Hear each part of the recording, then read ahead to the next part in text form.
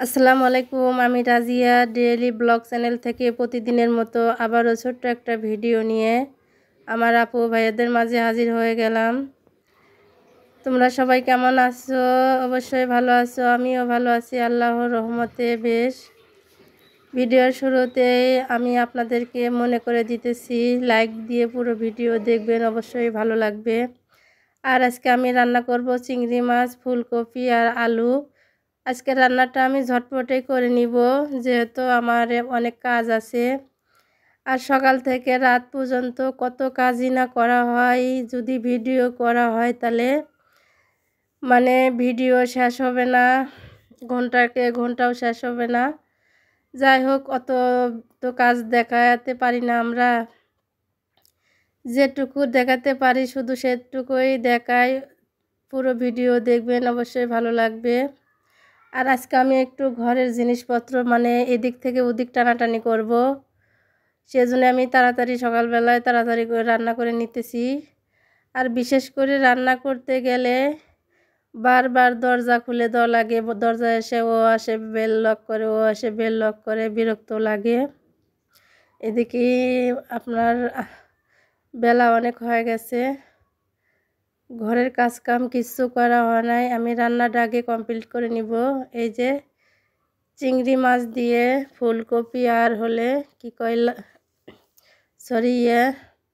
আলু আমি সবগুলো একসাথে দিয়ে কষাইয়ে তারপরে একটু ঝোল দিয়ে এখন এই যে বেশি করে রসুন দিয়ে তেলে দিয়ে দিব। এরকম করে রান্না করলে রান্নাটাও ঝটপটে হয়ে যায়, রান্নাটা কিন্তু অনেক মজা হয়। যেহেতু চিংড়ি মাছ, আর চিংড়ি মাছ তো আপনার গরম তরকারিতে গলার ভয় নাই, এই জন্যে তরকারি চিংড়ি সব একসাথে দিয়ে আমি সুন্দর করে কষিয়ে নিয়েছি। আর অলরেডি আমার একটা ভিডিও ভাইরাল হয়ে গেছে, শর্ট ভিডিও। একটা ভিডিও ভাইরাল হওয়ার কারণে আমার কালকে কিন্তু একটা ভিডিও থেকে 100টা সাবস্ক্রাইবার হয়েছে একদিনেই। মাশাআল্লাহ, আলহামদুলিল্লাহ। আপনারা এই যে সাবস্ক্রাইবের কথা বলেন, কেটে নেয় নেয়, তাতে আমার কোনো দুঃখ নাই। যে সাবস্ক্রাইব করবে সে ভালোবেসে সাবস্ক্রাইব করবে। যাই হোক, আমি আজকে অনেকের ভিডিও দেখতে পারিনি। আজকে সারাদিন কারেন্ট ছিল না, আর কারেন্ট ছিল ঠিক, বাট মিটারে টাকা ছিল না। আর আমি যে দোকান থেকে মিটারে টাকা ভরাই, ওর দোকানটা বন্ধ ছিল। ও বিকেলবেলা আসার পরে তারপরে এই যে মিটারে টাকা ভরানো হয়েছে। এই জন্য আমি অনেকের ভিডিও দেখতে পারিনি আজকে, দুঃখিত, সরি। আমি রাতে সবার ভিডিও দেখে নিব। আর পুরো ভিডিও দেখবেন, অবশ্যই ভালো লাগবে। ভালো লাগলে ছোট্ট করে একটা কমেন্ট করবেন। অলরেডি আমার রান্নাটা কমপ্লিট হয়ে গেছে, আর একটা তরকারি রান্না করে নিয়েছি অলরেডি।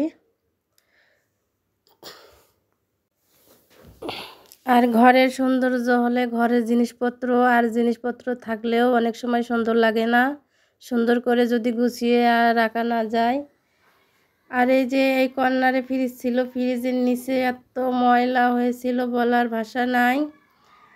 আর এখান থেকে ফ্রিজটা আমি ড্রয়িং রুমে নিয়েছি, যেহেতু এখানে ফ্রিজ খোলা যায় না, সোফা পাল্লা বাজে পড়ে। আর এখন আমি যে ঝটপটে বিছানাটা গুছিয়ে নিব।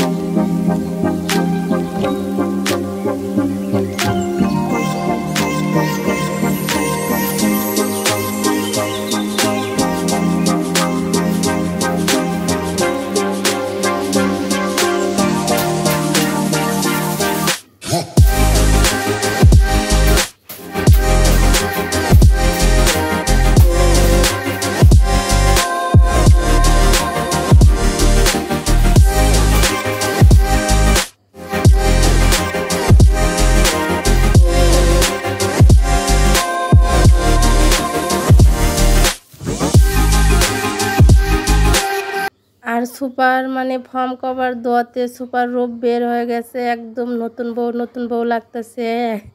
মানে সোফাকে একদম নতুন বউয়ের মতো লাগতেছে, কাতান শাড়ি পরানো হয়েছে। আমার ঘরটা যেন একেবারে ঝলমলে হয়ে গেছে।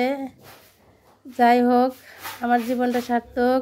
এই সোফা কিনেছিলাম, সোফার কভারটা কেনা হয়েছিল না। যাই হোক, অনেক সাধনার পরে কিনে ফেলছি। আর ঘরটাও আমার অনেক সুন্দর হয়েছে। যাই হোক, আমি সব সময় এই যে পরিপাটি করে রাখার চেষ্টা করি। ঘর মানে সুন্দর থাকলে মনটাও অনেক ফ্রেশ লাগে। আমি একক তো না খেলেও আমার কোনো সমস্যা নাই, কিন্তু ঘরটা গোছালো থাকলে আমার কাছে অনেক ভালো লাগে। কার কার এমন লাগে অবশ্যই কমেন্টে জানাবা। আবারও বলছি, আমার বন্ধুদের কমেন্ট পড়তে আমার অনেক ভালো লাগে। আমি কিন্তু কমেন্ট ধরে আমি সবার ভিডিওতে যাই, পুরো ভিডিও ওয়াচ করে দেই।